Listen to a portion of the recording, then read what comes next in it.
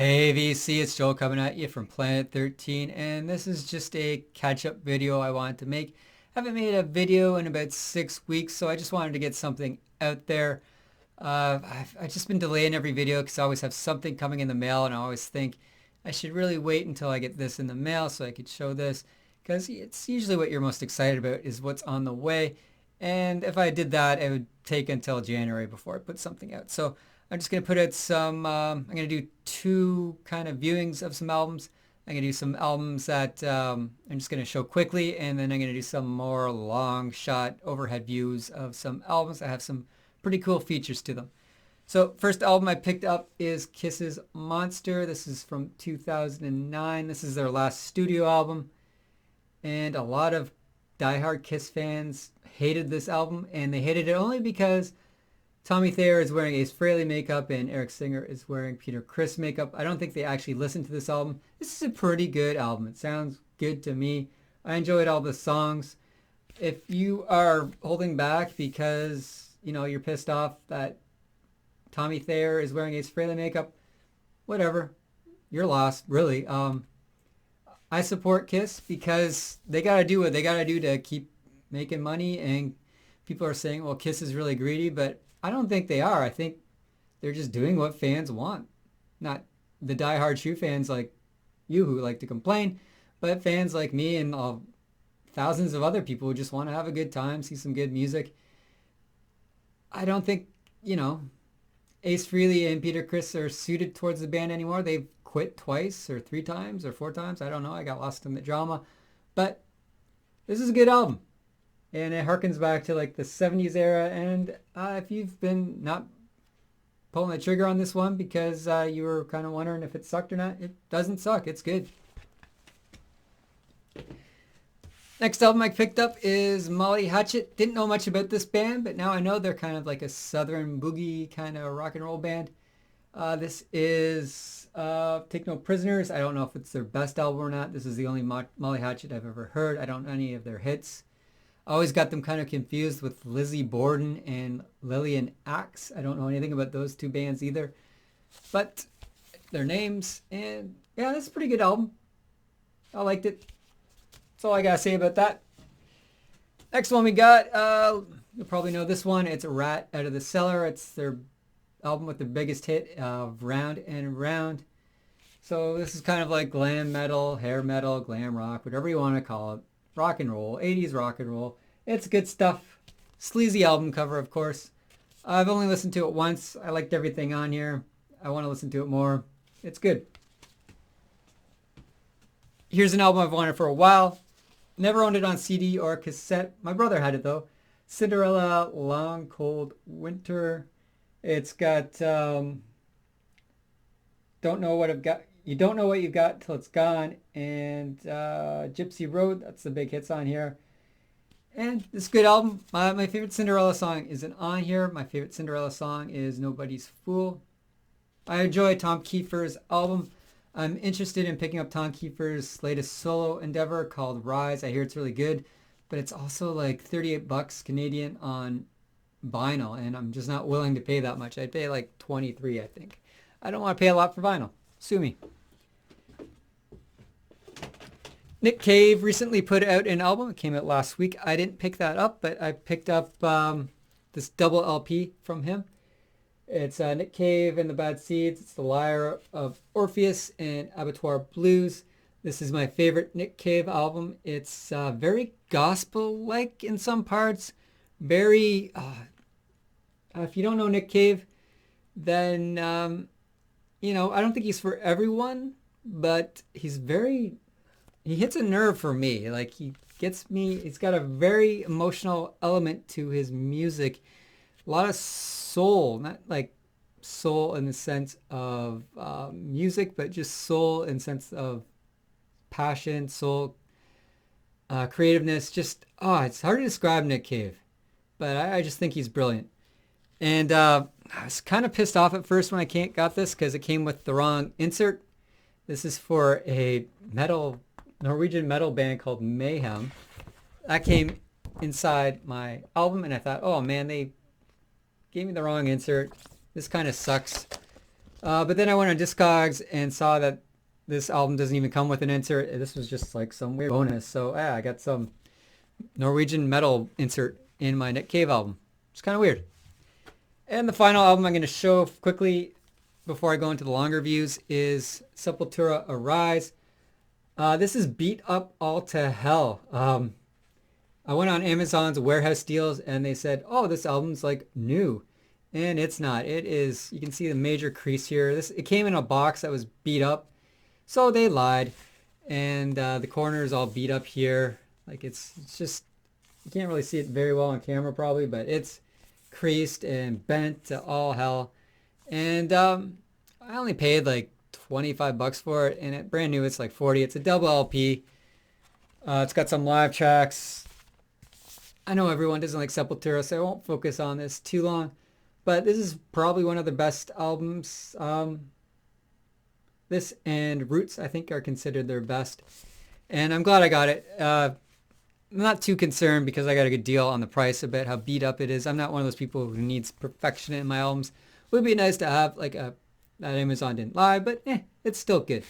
Anyway, I'm going to stop there and then we'll focus more on the long view. So the first album I have here is Dehumanizer by Black Sabbath. This is a Rocktober release from Rhino Records, and it's only available in like small time record stores. You can't buy this online, and many major franchises won't have this. It's independent release only, and this is their third album with Dio after a bit of a 10-year break, and this reunion did not last long. It'd be another 10-15 years before they reunited with Dio again. Pretty good album, not their best, not their worst, but still rocking. I like it quite a bit. My favorite song off here is definitely a song called I, as in the letter I, and this is a 2 LP album. So on the first slab of wax you've got the album itself, and then on the second disc you have some bonus tracks such as Time Machine, the Wayne's World version, and then you have some live tracks such as Children of the Sea, Die Young, TV Crimes, Master of Insanity, After All, and Neon Nights. Pretty cool album, and one that I've wanted for a while.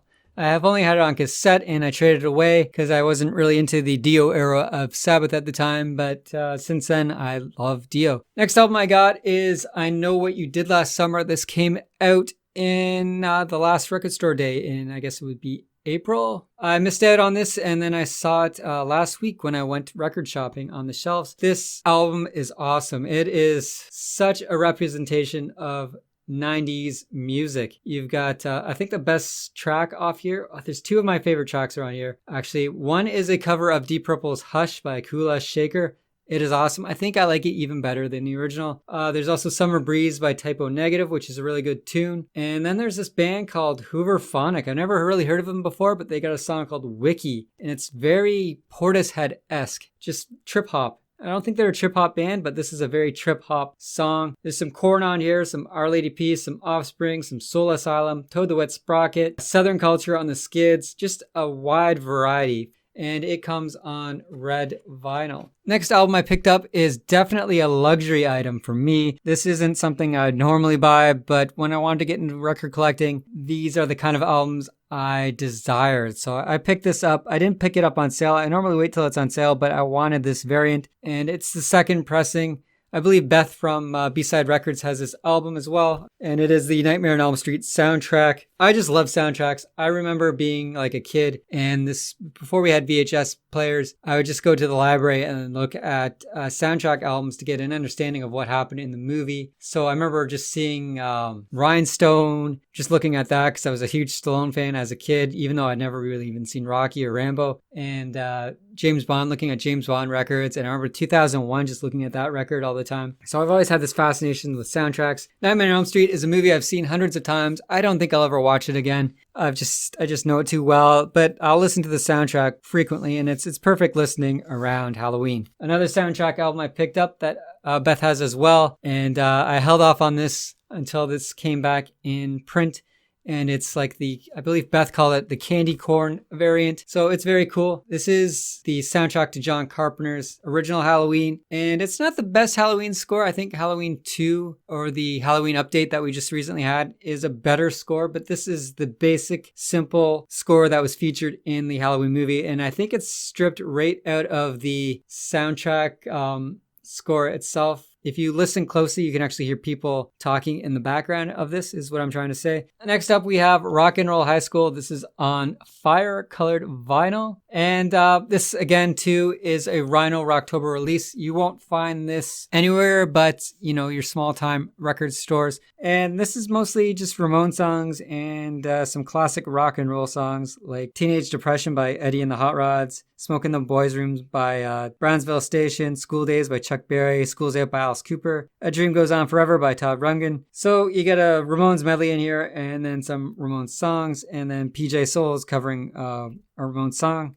Kind of fits in because PJ Souls was in Halloween as well, and she's the star of Rock and Roll High School. And this is just, I love this movie, and I'm glad I have the soundtrack. I really like the colored variant of this. This album doesn't sound that great, though, to me. It sounded kind of tinny. Something was off about it. Maybe it was just me at the time. I'll give it another spin, see if it sounds any better. Doesn't sound horrible, it just doesn't sound warm, I guess, is what I'm trying to say. Another album I picked up, I got for a good price. This was 18 Canadian, which works out to be about 12 to 15 American. Double LP on red. It is Beside Bowie, the Mick Ronson story. I don't know much about Mick Ronson. I just know I like the Ziggy Stardust area of David Bowie, and that's what you get a lot of here. You get also some rare cuts, some live cuts with Mick Ronson playing with Ian Hunter and Joe Elliott and Phil Collen of Def Leppard. And you got him playing with David Bowie on some live tracks here. Pretty cool. This comes with like some essays on the liner notes too. So it's pretty cool. And then the final album I wanted to show was Black Sabbath's 13. This is their last studio album. It's pretty good. They don't have Bill Ward drumming on here, and I think this kind of really detracts from the Black Sabbath sound that we all love. This is still good, and as much as the drummer they have, who's from Rage Against the Machine, he's a really good drummer. It just doesn't fill Bill Ward's shoes. I always found Bill Ward a unique aspect to Black Sabbath. He's got a very unique drumming style that I don't think anyone can capture but Bill Ward. It's unfortunate, they didn't do this reunion right and get Bill Ward. Apparently Bill Ward wanted too much money. I guess all this stuff always comes down to money, and they are claiming Bill Ward's health was the factor, and I think that's total BS. But this album sounds good. I don't think I'll spin it much though. There's 8 songs on here. There's 2 songs per side, and it's kind of a pain to like sit down, play 2 songs, flip it. I'm used to having like 4 to 6 songs on a side. So only getting 2 songs. I know it's supposed to make the album sound better or whatever, but it's kind of a pain for me to just always flip after 2 songs. I know that's like a first world problem, but that's just one factor that won't have me playing this too much. So maybe I'll just get it on CD and let's do it more on CD. Anyway, that wraps up another video. Until next time, cheers.